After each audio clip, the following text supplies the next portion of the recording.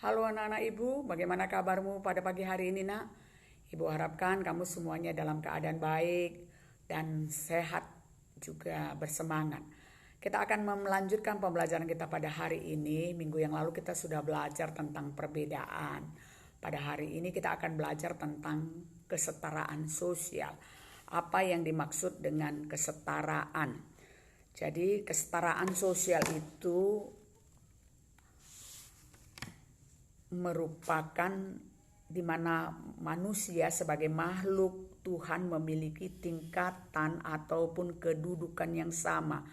Tingkatan atau kedudukan yang sama itu bersumber pada pandangan bahwa semua manusia tanpa dibedakan bahwa dia adalah punya kedudukan yang sama, yaitu sebagai makhluk mulia dan memiliki tingkat tinggi derajatnya sama dibandingkan dengan makhluk lain. Jadi kesetaraan itu sering juga disebut dengan istilah kesederajatan. Itu merupakan kondisi di mana perbedaan dan keragaman yang ada, tetapi manusia itu tetap dalam suatu kedudukan yang sama tanpa memiliki suatu perbedaan hierarki atau kedudukan. Jadi kesederajatan adalah persamaan harkat, nilai, harga, dan taraf yang membedakan suatu makhluk yang satu dengan yang lainnya. Jadi kesederajatan dalam masyarakat itu menunjukkan adanya pemeliharaan kerukunan, kedamaian yang saling menjaga harkat dan martabat manusia. Jadi coba kita lihat itu ada gambaran timbangan kan. Itu artinya kesetaraan itu di mana semua warga negara adalah subjek hukum yang kedudukannya sama di mata hukum. Jadi kesetaraan itu ditandai dengan adanya kebebasan dari prasangka dan diskriminasi.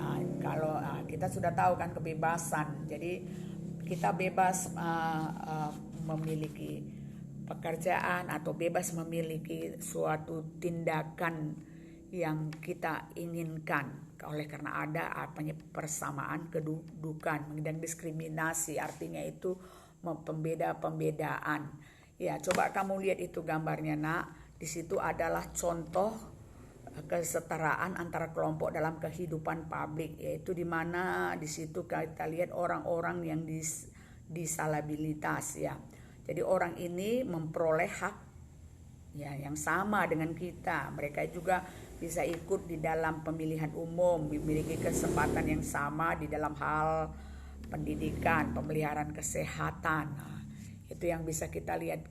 Jadi ada di sana yang disebut dengan kategori kesetaraan, yaitu kesetaraan hukum, di mana semua warga negara itu sebagai subjek hukum. Jadi semuanya, mau orang kaya, mau orang miskin, orang punya kedudukan, dia itu sama di mata hukum. Yang kedua adalah kesetaraan politik. Ini juga ada kesempatan bagi setiap orang untuk mengikuti terlibat di dalam kegiatan politik, seperti ikut di dalam pemilihan dan bisa juga menjadi calon yang akan dicalonkan sebagai anggota, mulai dari kepala desa sampai kepada presiden, anggota dewan, asal memenuhi persyaratan. Kesetaraan sosial artinya adalah kesetaraan status dan posisi seseorang. Jadi apapun status atau posisi seseorang atau peran seseorang itu memiliki hak yang sama, punya kebebasan. Kesetaraan yang keempat adalah kesetaraan ekonomi, adalah bagaimana pembagian sumber alam dilakukan secara adil. Jadi pembagian itu kita bisa menikmati sumber daya alam ini tanpa dibatas-batasi, asal memenuhi syarat yang sudah ditentukan. Kesetaraan moral, yaitu di setiap warga memiliki nilai yang sama. Jadi kalau sikapnya itu tergantung kepada nilai dan norma yang berlaku di tengah-tengah masyarakatnya. Kita melihat ada 3 konsep kesetaraan, yaitu kesetaraan kesempatan, kesetaraan dan sejak awal, dan kesetaraan hasil. Jadi Apa itu prinsip kesetaraan? Ya, kita mau melihat prinsip kesetaraan. Jadi dikatakan prinsip kesetaraan adalah kesederajatan sebagai perilaku atau yang kurang lebih sama dengan memberikan hak-hak yang sama. Jadi dalam kesetaraan itu, kesetaraan untuk berbicara mengenai pandangan bagaimana bentuknya, dan mengenai kesetaraan di dalam berperilaku. Jadi prinsip kesetaraan yang memungkinkan setiap orang mendapatkan kesempatan untuk memperoleh pendidikan yang layak, pekerjaan, serta dapat menempati jabatan ataupun kedudukan dalam masyarakat. Jadi persamaan kedudukan, hak dan kewajiban manusia, itu dia prinsipnya. Iya, prinsip kesetaraan, dan kita akan melihat prinsip kesetaraan dan bentuk kesetaraan. Jadi tadi apa yang dimaksud dengan prinsip kesetaraan? Itu tadi sudah kita katakan bahwa itu adalah kesederajatan perilaku yang sama tentang apa hak dan kewajiban setiap warga masyarakat, yang mencakup tentang kesetaraan berbicara mengenai cara pandang dengan beragam budaya, kesetaraan mengenai perilaku yang menghadapi dengan perbedaan kebudayaan. Ya, kita lihat bentuk daripada kesetaraan itu. Ada kesetaraan hak sebagai warga negara, ada kesetaraan kewajiban sebagai warga negara. Yang ketiga, kesetaraan hak sekaligus kewajiban warga negara.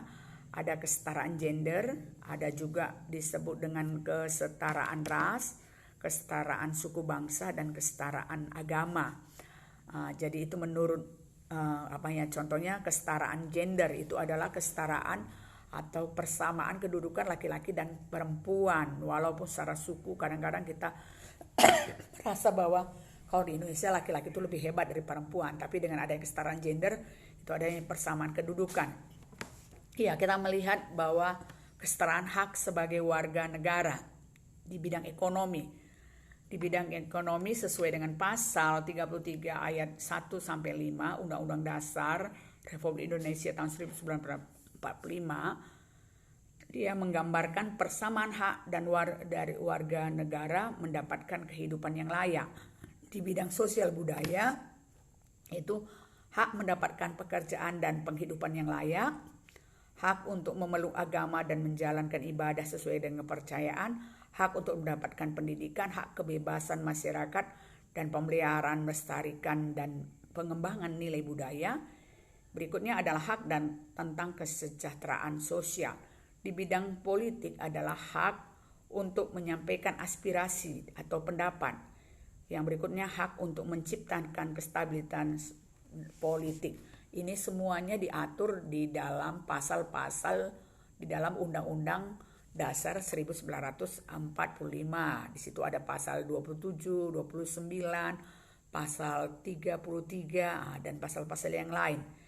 Kita lihat kesetaraan di dalam kewajiban. Tadi dalam hak ya, sekarang kewajiban.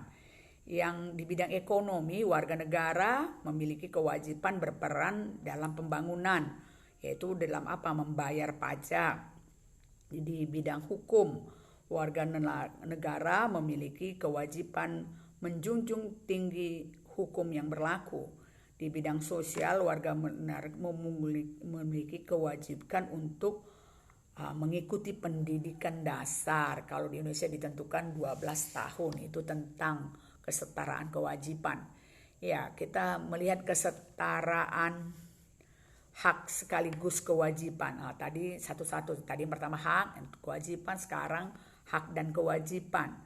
Di bidang pertahanan dan keamanan, setiap warga negara wajib ikut serta dalam usaha mempertahankan keamanan negara dalam segala bentuk ancaman baik dalam negeri maupun luar negeri. Di bidang bela negara, setiap warga negara berhak dan wajib ikut serta dalam pembelaan negara.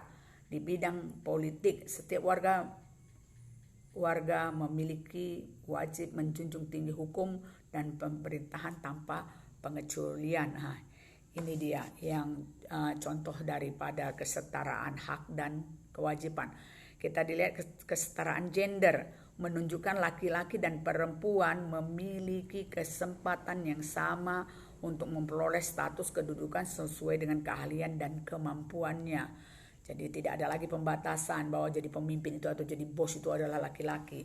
Ya, kita lihat kesetaraan ras atau etnis, itu adalah semua ras memiliki kedudukan yang sama dalam kelompok yang bukan berdasarkan ras atau ciri fisiknya.